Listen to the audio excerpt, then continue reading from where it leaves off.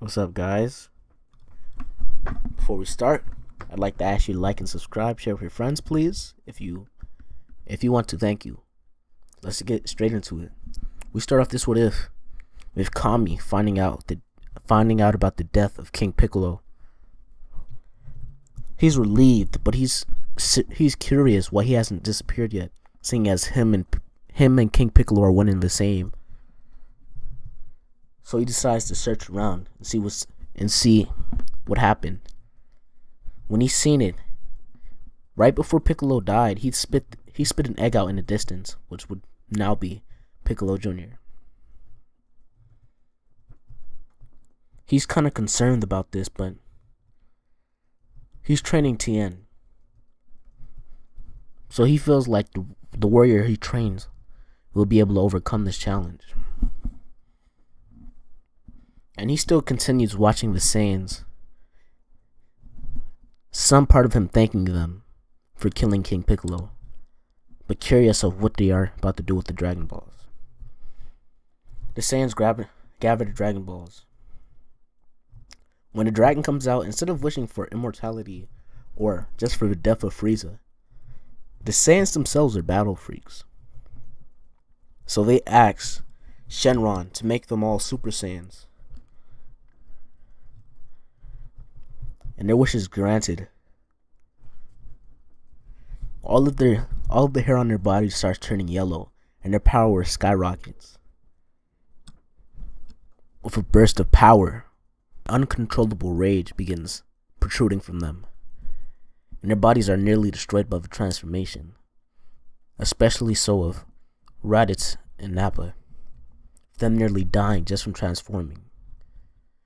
Just in case, for a Super Saiyan transformation, your body has to actually be ready for the transformation itself for you to transform into a Super Saiyan, because otherwise it'd be dangerous with the exhaustion of stamina and everything like that.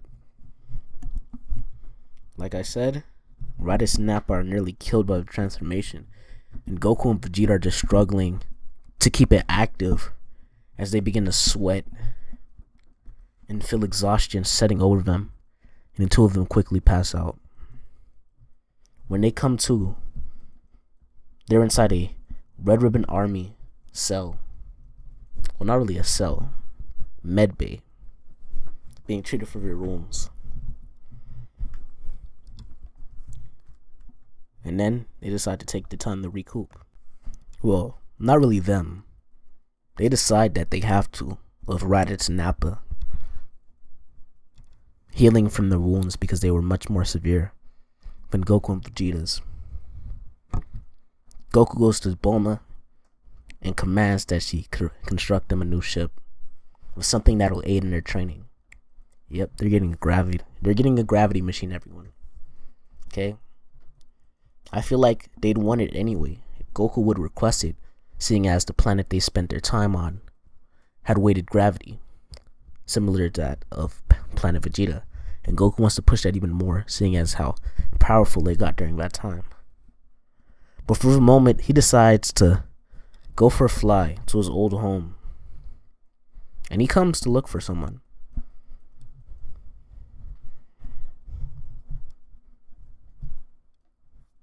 He remembers something, an old man that Grandpa Gohan had told him about.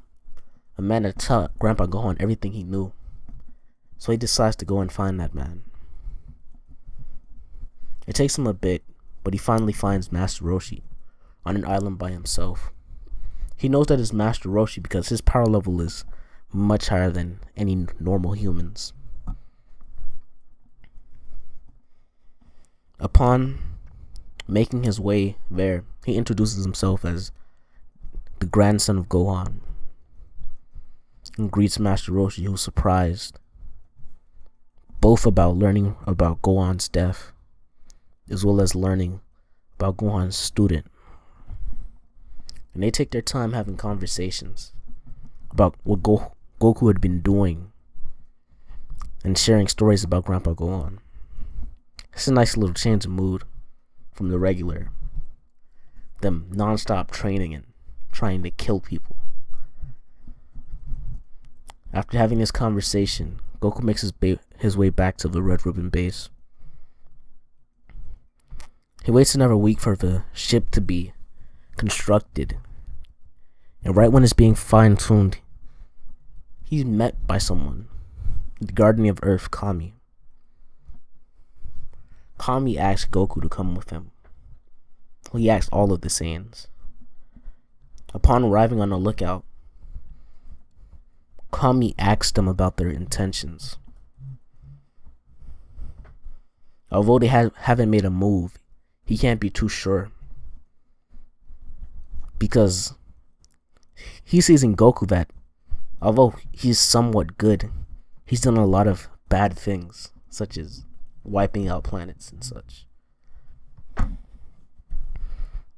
Goku tells him that his intention isn't sinister, seeing as the Earth is his home, is where he grew up for the first 10 years of his life. And Kami accepts this answer and sends them on their way with a bag of sensu beans. Okay. After being nice and regrouped, the Saiyans make their way onto the ship.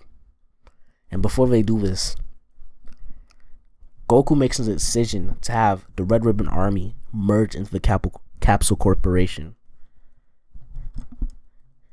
Because it's a bad thing to let those scientists go to waste. Goku isn't such of an idiot inside this timeline. Because I feel like bumping his head kind of made him a retard in some ways. Okay. This is when the Saiyans set off and begin their training in space, making their way back to the Frieza planet, along with the sensu beans. Well, they use all of the sensu beans during their training. Upon seeing Frieza's planet, the last place where they left off, where they were decimated by his forces, well, him in particular, killing all of the men that they acquired up to this point, and crushing their hopes at rebellion at that time. But it's different now. They're Super Saiyans, and with the training they just went through, they're able to maintain the form, such as Goku during the Namek Saga. And they're coming for blood. They're not coming for a greeting. They want to kill Frieza and take everything from him, the way that he did to their parents and the rest of their people. We stop this off with the Saiyans stepping foot on the Frieza homeworld, ready to kill the tyrant. Okay, that's the end of this one. I wanted to make it more interesting, but like, I wanted to save that for the next part. I wanted to get them off the Earth really quick, because they're talking on the Frieza world. His base is going to be amazing. Like and subscribe. That part will be more detailed. Share with your friends, and thank you for watching.